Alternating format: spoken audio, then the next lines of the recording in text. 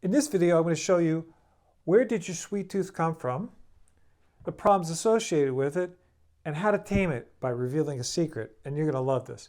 First of all, the problems. Weight gain, low energy, health issues. We all know that sugar is not good for you, and especially a large amount. The average American eats 150 pounds of sugar a year. Not just in sugar, but in drinks, processed foods. It's everywhere. They put it everywhere because it tastes good. So where does our sweet tooth come from? Well, let's first of all talk about our sweet taste buds. The very tip of the tongue is where our sweet taste bud is. And that's for when they were out hunter-gathering, they would taste a plant or something they'd find in the wild for survival, and they would just taste it with the tip of their tongue. If it was sweet, taste bud was in the back of the tongue, they'd have to put it all in their mouth, and that could be dangerous. So if it was sweet, it usually was calorically dense, and it was usually safe to eat, not poisonous. So that's the first place. It's genetically built into our body, okay? Number two, breast milk or formula. If their children were breastfed or if they drank formula, there's a lot of sugar in breast milk and there's a lot of sugar in formula. First of all, so the baby will drink it, which is a good thing.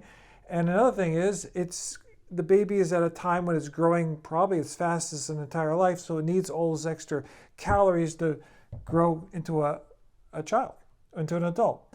Next one comes from our reward. How many kids, we did it with our kids, when they did something good, good job, Susie, good job, Johnny, you get a cookie from the cookie jar or some kind of treat.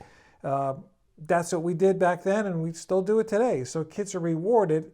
So as they grow older, they're taught, I do something good, I get rewarded, and the reward is a treat, okay? Next thing it comes from lifestyle. If you're constantly having this reward system going on into your life, it creates a habit.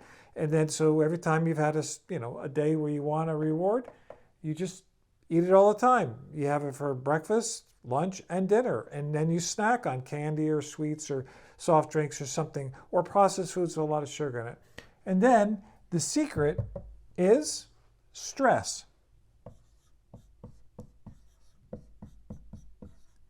You can have all the willpower in the world to try to get rid of your sweet tooth.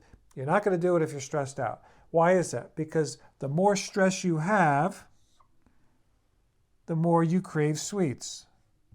When you're in a stress response, it elevates the stress hormone called cortisol. Cortisol causes cravings. And when you're craving things, you're going to crave things to support the stress response, fight, flight, or freeze, the energy to fight the tiger, or emotional stress, okay? So the more stress you have, the more you're going to crave it. So how do you solve this problem? The secret is lower your stress and you'll lower your cravings.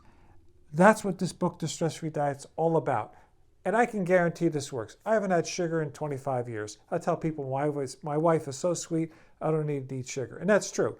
But you actually lose the desire to eat sweets if you can lower your stress. And actually, I'll give you a quick example.